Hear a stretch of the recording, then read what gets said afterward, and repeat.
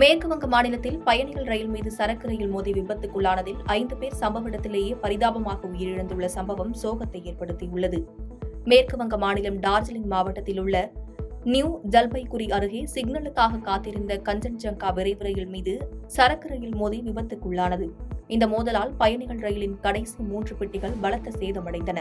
இதனால் ஏராளமான ரயில் பெட்டிகள் தடம் புரண்டதில் 15 பயணிகள் உயிரிழந்துள்ளதாகவும் 60 பேர் காயமடைந்திருப்பதாகவும் அம்மாநில அரசாங்கம் தெரிவித்துள்ளது.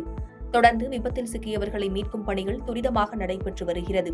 இந்த விபத்து குறித்து எக்ஸ் வலைதளத்தில் பதிவிட்டுள்ள மேற்கு வங்க முதலமைச்சர் மம்தா பானர்ஜி, மேற்கு வங்கத்தில் ஏற்பட்டுள்ள ரயில் விபத்து அதிர்ச்சி அளிப்பதாகவும் ரயில் விபத்து நடந்த பகுதிக்கு மீட்புக் குழுவினரை அனுப்பி வைத்திருப்பதாகவும் குறிப்பிட்டுள்ளார்.